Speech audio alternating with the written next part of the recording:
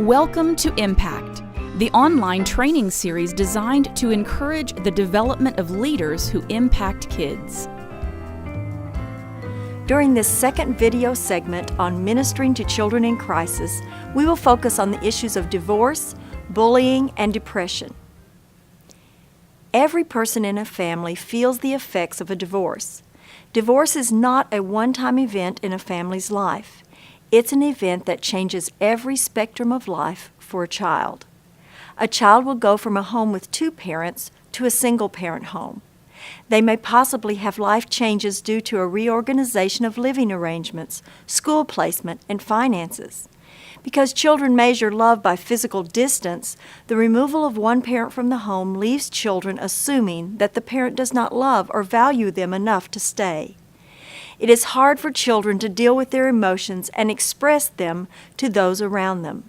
With their parents trying to put the pieces of their lives back together and deal with their feelings, sometimes the impact to the children is overlooked. Many times, a child's reaction to a divorce is relative to their age, gender, and maturity level. Children who are 3 to 5 years of age tend to believe that the strife in their parents' relationship has been caused by them. They feel that they may have somehow caused the divorce by not being good enough. At this age, children usually react to a divorce with feelings of sadness, insecurity, and helplessness. Because of these unsettling emotions, children may cry more easily and be prone to temper tantrums. They may regress, becoming clingy to the primary caregiver, and they may have instances of bedwetting, thumb-sucking, and baby talk.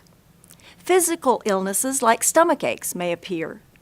They may become uncooperative, depressed, or angry. They want the security of an adult nearby, but exhibit aggression and disobedience. While elementary school children may be more able to express their feelings, they still struggle with the ability to fully comprehend their emotions. Sometimes it is harder for this age group to accept divorce than for children who are younger or older. Elementary-age children are old enough to understand the pain and frustration of divorce, but are unable to fully comprehend their emotions and control their reactions to these emotions. This age group is more likely to lash out at those around them in sudden bursts of hostility and anger. They may become violent to younger siblings, schoolmates, and sometimes even their parents and other adults.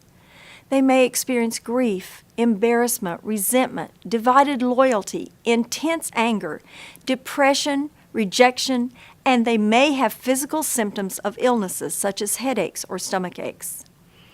Just as children's ages impact their ability to cope, gender also plays a role in how children react to a divorce. Boys are more likely than girls to show the stress of divorce and to show it for a longer time. Unable to put all their frustration and fear into words, boys tend to show their feelings through aggression, anger, academic problems, and depression. A boy's self-esteem declines rapidly after a divorce. The noticeable effects of the divorce are immediate and last for some time. Girls tend to become anxious and more withdrawn. They also have issues with low self-esteem. Girls are more likely to overcome the initial stress of a divorce more quickly than boys. As a children's minister, you have the opportunity to be one of the adults that is helping children through this crisis in their lives. Encourage children to talk about their feelings. When children are not allowed to express and vent their emotions, they have more anxiety, fear, and even depression. For younger children, allow a feeling vocabulary. Encourage the child to use words like happy, sad, angry to describe how they are feeling. Let them know that their feelings matter. Sometimes children will have a hard time expressing what they are feeling. Be patient and let them know that you are there for support. Listen as a child tells you how they are feeling. Children have a lot of concerns and worries over their parents' divorce. Let them share openly and honestly about how they are feeling. Let them know that you will not judge their feelings. Try using phrases like, "I can see that you are upset." "Do you know what's making you angry or sad or frustrated?" You may not be aware of what is worrying them if you do not listen. Keep your routine. Children like routine and find comfort and security in it. Divorce brings a lot of change into a child's life. Children need a place where they know what to expect. Give the child assurances that the divorce is not his fault. Children often blame themselves for a divorce. Being self-centered is normal for children. They can attribute misbehavior or disobedience as the cause for the divorce. Help rebuild a child's self-esteem through affirmation.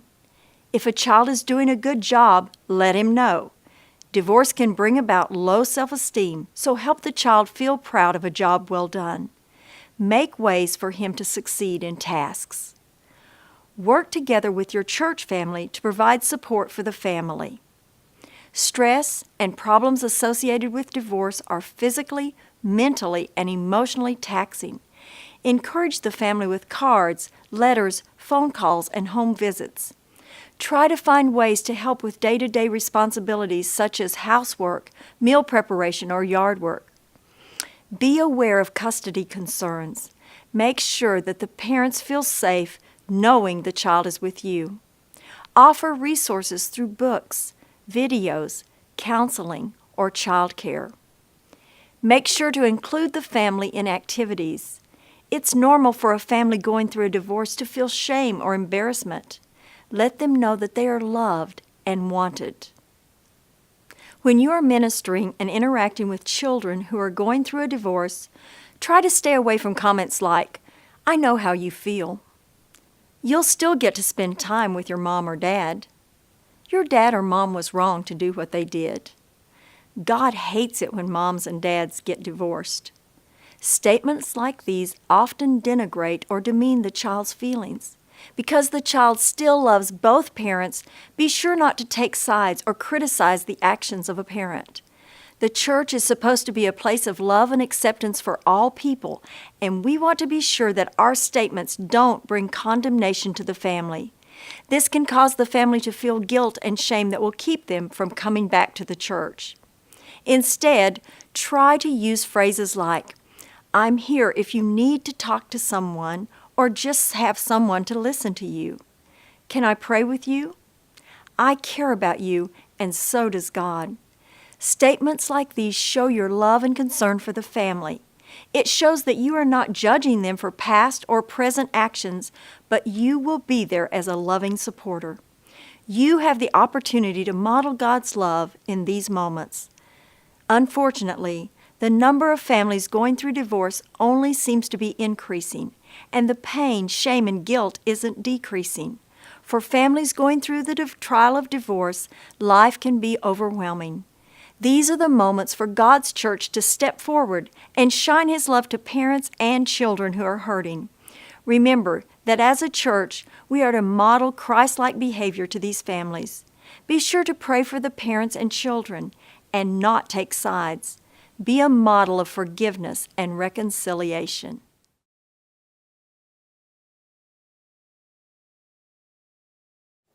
Another common trial many children endure is bullying. What is bullying? Is it a name being called or a shove in the hallway? Is it a confrontation that ends in a fight? In most cases, the answer is no. Bullying is a systematic, purposeful, and hurtful targeting of one child by another. It is more than the occasional disagreement that is part of growing up and learning appropriate behavior in society. Bullying is intentional and recurring. It is intended to hurt another person either through words or actions. Bullying is about power and intimidation. It can make everyday activities like going to the restroom, waiting for the bus, eating lunch, or playing on the playground a nightmare. Bullying can leave scars that are physical and emotional. Even in controlled settings like schools and churches, bullying can happen without adults being aware of the problem. Bullying can be broken down into 4 different types: physical, verbal, social, and cyberbullying. Physical bullying is the easiest to recognize and perhaps the most familiar. This type of bullying uses force to intimidate and hurt. It can range from shoving, to tripping to punching and kicking. Physical bullying can also involve personal items being taken and even destroyed. Verbal bullying involves the tearing down of another child through name-calling, insults, taunting, and excessive teasing. Social bullying can be worse than either physical or verbal bullying because it includes a group of children ganging up on another child. The bully usually has a group of friends that target the child. The child they target is the victim of rumors, gossip, shunning, put-downs, and deliberately being left out of social activities like birthday parties or slumber parties. Girls tend to choose the social bullying method more often than boys. Cyberbullying takes social bullying to the next step. Children use cell phones, text messages, chat rooms, and blogs to spread rumors, gossip, threatening messages, images, or unflattering pictures and put-downs to a greater group more quickly. Another technique used is for the bully to impersonate the target child and submit information that makes the target child look bad. If you know of a child being targeted through cyberbullying, encourage the parents and child to save the items as evidence if the bullying continues. Children who are targets of bullying will show some of the following signs. Children who are physically bullied will show signs of unexplained bruises, cuts, or scrapes, and unexplained nervousness and fear. They may come home with torn clothing or broken items. As the bullying continues, a child's energy level may go down, and they may show signs of illness. Children who are verbally bullied may not show physical bruises, but their self-esteem and self-worth are being attacked. A child who is the victim of verbal bullying can display rapidly changing emotions. He may laugh, cry, shout, or show fits of anger in a short time span. He may be more withdrawn, afraid to draw attention to himself or to go out into public. Social bullying keeps a child from wanting to attend school, school functions, or other activities where the bully is a participant. He may prefer to play by himself rather than be a part of a group activity. Because those who bully can still use methods of eye-rolling and physical gestures without adults becoming aware, a child may prefer to try and find ways to stay inside for recess. He may also become very clingy or upset at the idea of separation from a parent. Children who are victims of cyberbullying have many of the same reactions as children who are both verbally and socially bullied, since the techniques are very similar. It is very important that we are aware of bullying and make our churches a safe place for children. First, create a no bullying zone. Make sure that the children in your ministry know that there is no tolerance for bullying another child. At every session, explain your rules or guidelines for your time together. A no tolerance policy also means that adults are held to the same no bullying rule. Evaluate how you speak and act towards the children. Be consistent in how you act towards every child. Next, watch for children who are targeted by bullies. As you interact with children, watch and listen to how they treat and respond to one another. If you have a child who seems to always be by themselves or talked about by the other children, he is probably a victim of bullying. Watch for some of the signs of bullying. If you identify that one of your children is a victim of bullying, take special care to love the child. It can be easy to focus on the physical effects of bullying, but we need to take care to address the emotional and spiritual effects as well. It's hard for a child who spends every day afraid of a bully to believe that God is a friend who sticks by him. A child may question, if God is so loving, why is this happening to me? Don't avoid or try to sidestep these questions. Use God's Word to remind the child of His love and His promises. Also, let kids know that it's okay to tell other adults if a child is being bullied. Nobody wants to be labeled as a tattletale, but children need to know that reporting when someone is being hurt isn't being a tattletale. It's being responsible. When a child comes to you with an instance of abuse, don't shrug it off. Take the time to investigate what is happening. If you find that one of your children is a bully, proceed with caution. Bullying is all about a mismatch of power. One child has it and another doesn't. Don't try to handle the situation yourself. It will only reinforce the weakness of the target child in the bully's eyes. Your intervention will only be a temporary fix, and the bullying could happen with more intensity later. Also, many children who are bullies with other children are the victims of bullying at home. It's a behavior pattern that has been learned. Try to find opportunities to allow a child who has been bullying to serve others in a way that reinforces kindness and good behavior. Don't try to confront the parents of a bully or the bully by yourself. If the bullying is a learned behavior, you could find yourself in a place where you are in a confrontation. Take someone with you, such as the children's ministry director or your pastor. Finally, allow children to express their feelings. As you continue to minister to children who are victims of bullying, help them to verbalize how they are feeling. If possible, be in a place that allows room for movement and role play. Often children can express their feelings better if they can move or act out what's been happening to them. At first, they may focus on the negative feelings.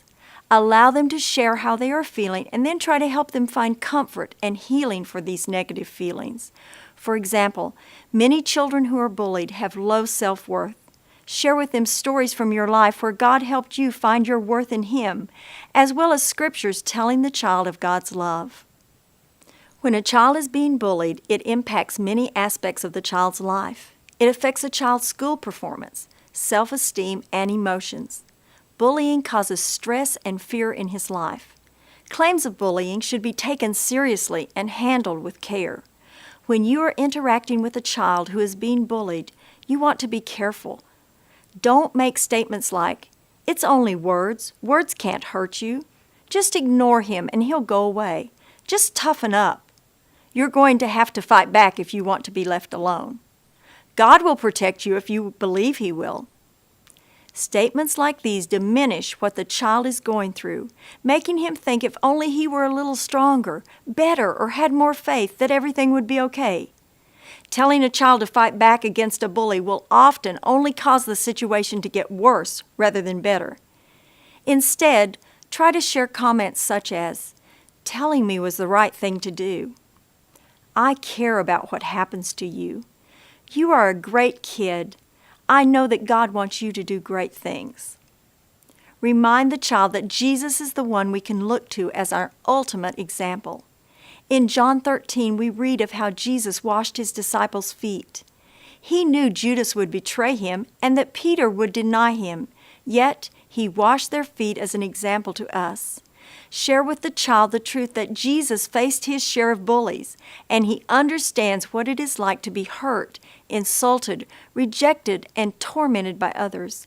Encourage the child to pray for the one who is bullying him, just as Jesus prayed for those who hurt him. Remind the child that we cannot change the bully, but God can. God can also bring us comfort, love, peace, and joy in some of the worst times of our lives. Continue to show these children special love and attention. Help them see their worth and value through God's eyes.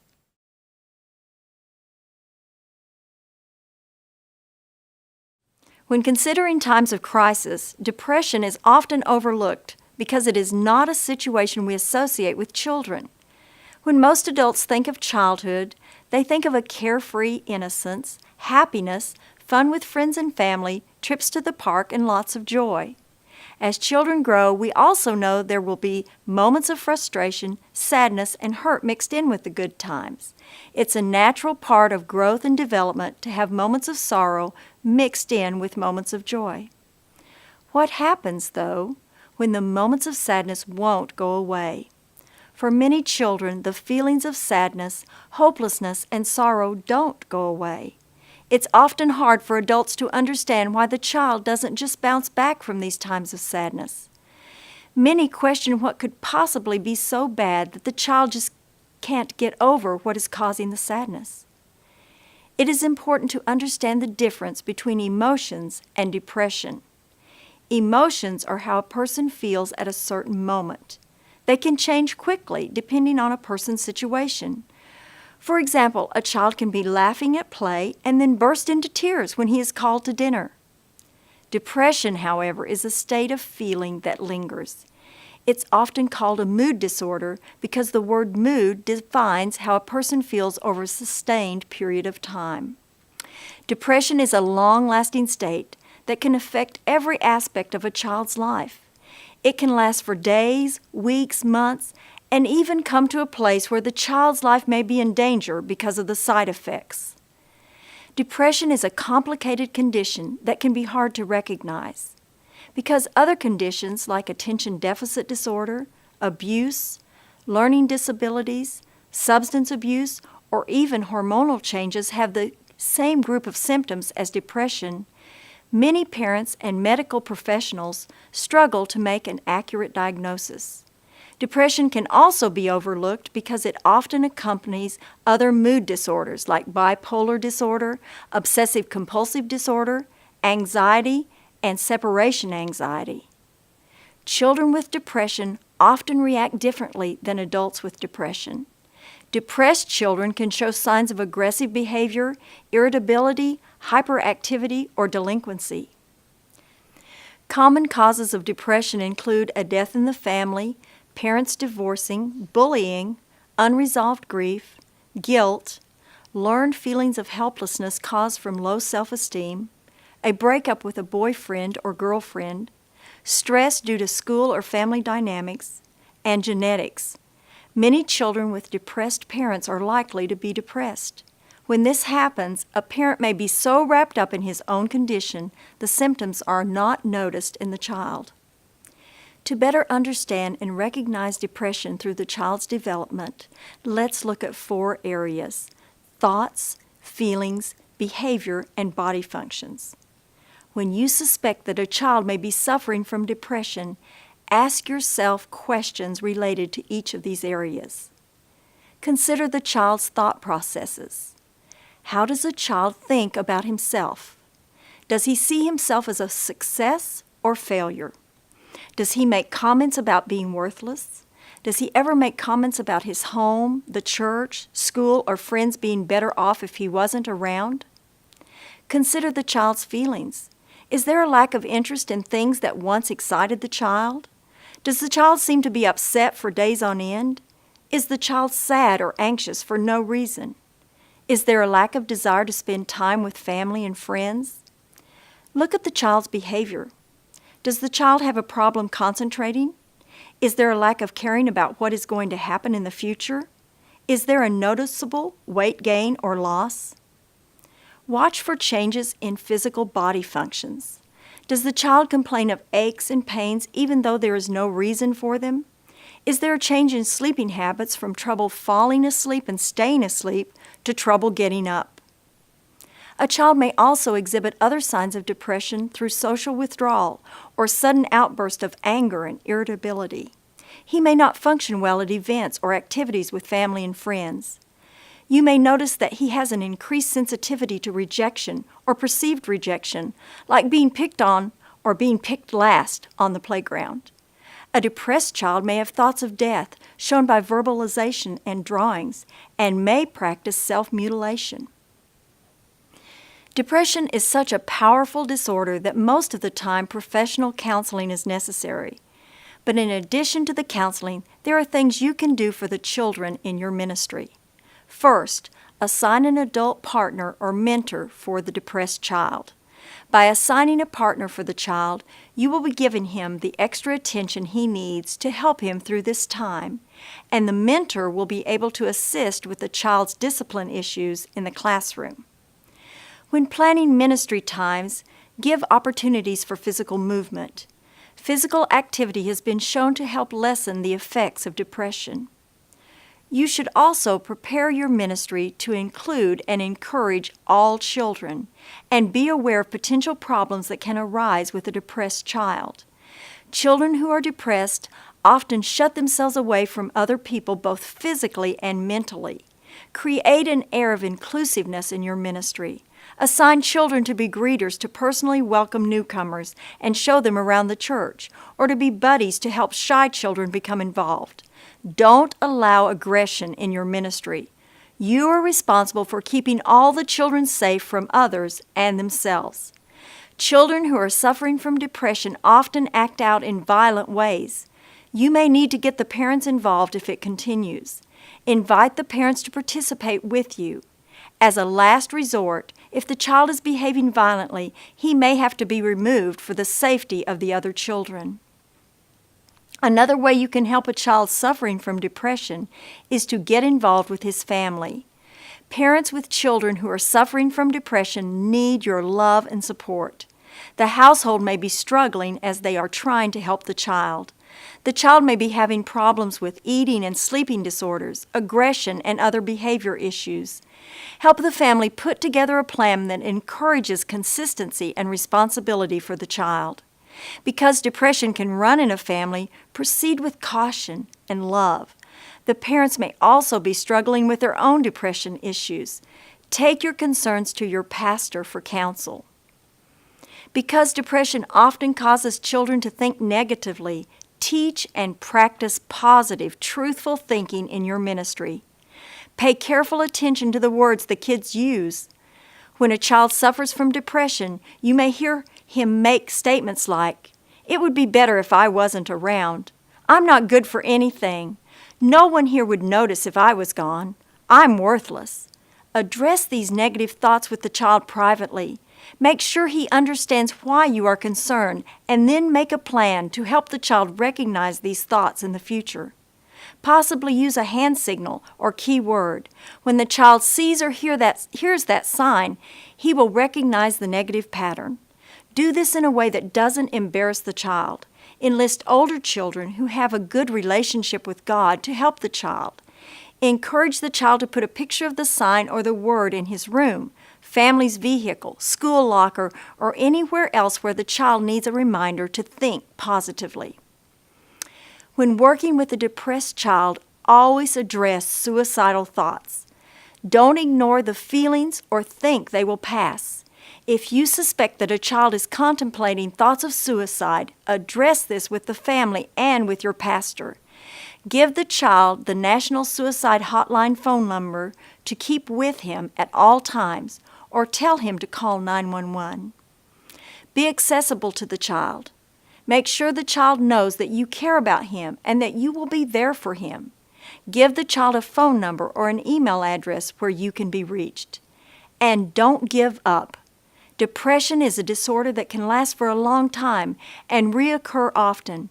Be prepared for the child to go through many struggles as he works to control and overcome his depression. For most adults, depression in a child is something we just can't understand. Even if we can't understand it, it doesn't lessen the reality of the disorder for the child. Stay away from phrases like, "If you really trusted God, you wouldn't feel this way." God is the one you should trust for healing, not the medicine. "I won't tell anyone." Just snap out of it. Be positive. "You are really messed up, aren't you?" Comments like these bring guilt and condemnation on the child. It also causes him to question God's love and caring for him. Instead, share statements such as, "How you're feeling is important. It's okay to be sad. I get sad too. I love you and care for you. God loves you. There are times that Jesus was sad. What can we do to fix this situation? You are important to me. Do you feel like you're going to try to hurt yourself?" Sadness, anger, and anxiety are all common emotions for children and adults to have. A child who is suffering from depression needs to know that all of us at some point in time feel the same way.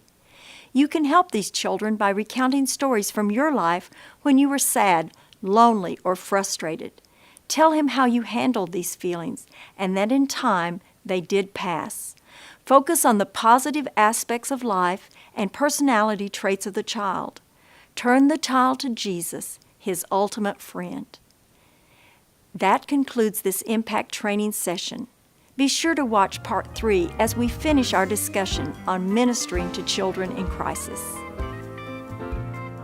That concludes this Impact training session.